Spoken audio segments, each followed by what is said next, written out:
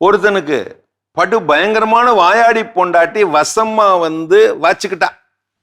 பொண்ணு பார்க்குறப்போ இந்த பூனையும் பால் குடிக்குமாங்கிறது மாதிரி தான் பவ்யமா பதவிசா நாணிக்கோணி தான் அவன் நின்னா.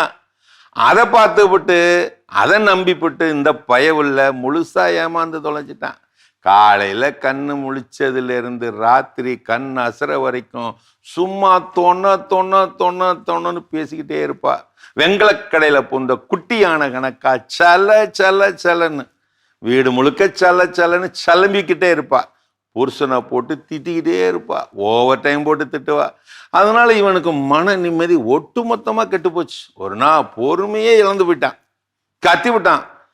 இப்படி இவ தொணன்னு பேசுற பேச்சை கேட்டு மானங்கெட்டதனமா வாழ்றதுக்கு பேசாம கிணத்துல விழுந்து சாகிறதே மேல் அப்படின்னு சொல்லிவிட்டு கோபமா வீட்டை விட்டு ஓடி ஊர் எல்லையில இருந்த பாலும் கிணத்துல இறங்கிட்டான்.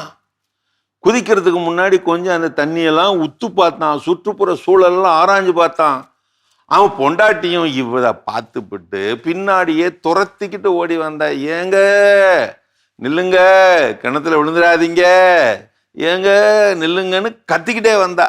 புருஷங்காரன் கிணத்தை எட்டி பார்த்தானா, உள்ள தண்ணி குறைவாதான் இருந்துச்சு. ஆனா அந்த தண்ணி மேல ஒரு பெரிய வௌது தவளை, பொம்பளை தவளை குவான்னு கத்திக்கிட்டே இருந்துச்சு. விடாம கத்திக்கிட்டு இருந்துச்சு, சலிக்காம கத்திக்கிட்டு இருந்துச்சு.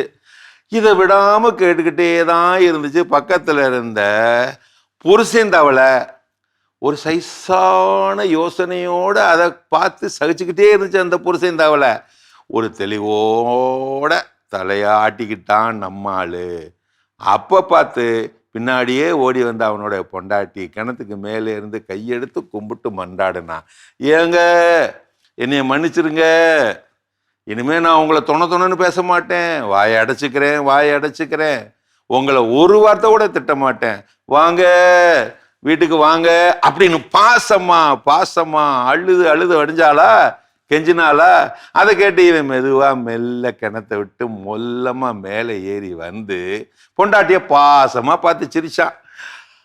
அவ ஆச்சரியத்தோட, என்னங்க என் பாசத்தை பார்த்து நீங்க மனசு மாறிட்டீங்களா அப்படின்னு கேட்க சொன்னானா நம்ம புருஷன். அடிபோடி பாசமாவது மண்ணாங்கட்டியாவது கிணத்துக்குள்ளேயே கடந்து அந்த பொம்பளை தவளை பொண்டாட்டி தவளை விடாம கத்திக்கிட்டே இருக்கிற சத்தத்தை கொஞ்ச நேரம் தான் கேட்டேன், சலிக்க முடியல. ஆனா அதை சலிக்காம பக்கத்துல இருந்து அவ கத்துறத கேட்டுக்கிட்டே இருந்துச்சு. ஆம்பளை தவளை எதுவுமே நடக்காத மாதிரி.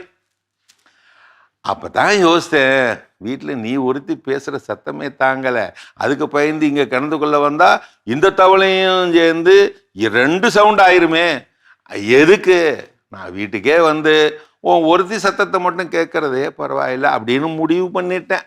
அதான் இதை சொல்லிவிட்டு சிரின்னு அவன் சிரிக்க, அவளும் கேட்டுவிட்டு சிரின்னு சிரிக்க ஒரே சிரிப்பாணி போங்க. வாயாடி பொண்டாட்டி இருக்கிற வீட்டுல டிவி எதுக்கு, ரிமோட் எதுக்கு? வாயாடி பொண்டாட்டி தான் மனசார அக்கறையும் காட்டுவா. வார்த்தையில ஜெயிச்சு சாதிக்கிற கணவனை விட அமைதியா வாழ்ந்து சாதிக்கிற கணவங்க தான் அதிகம். என்ன, பேசாத மனைவி புதிர், பேசும் மனைவி பயிற்சி அப்படின்னு வாழ்ந்துட்டு போயிடணும். வாயாடி பொண்டாட்டிய கட்டுக்குள்ள கொண்டு வர்றதுக்கு ஒரு மெல்லிய புன்னகை போதாதாங்க? வாயாடி பொண்டாட்டி தான், ஆனால் அவ என்றைக்காவது சமைக்காம இருந்திருக்காளாங்க. வீட்டில் அதிகம் பேசுபவர் யார் என்பது முக்கியமில்லை, அதிகம் புரிந்து கொள்பவர் யார் என்பதுதான் முக்கியம். இப்படி ஒரு புத்திசாலி புருஷன் என் மனைவி பேசுறத நிறுத்த மாட்டாதான், ஆனா நான் கேட்கறத நிறுத்த மாட்டேன், கேட்கறதுக்கு கத்துக்கிட்டேன். மனைவியோட வாதத்துல ஜெயிக்க முயற்சிக்காத அந்த போட்டிக்கு ஃபினிஷ் லைனே கிடையாதுங்க. வார்த்தைகள் குடும்பத்தை கட்டாது, புரிதல் தான் குடும்பத்தை கட்டும்.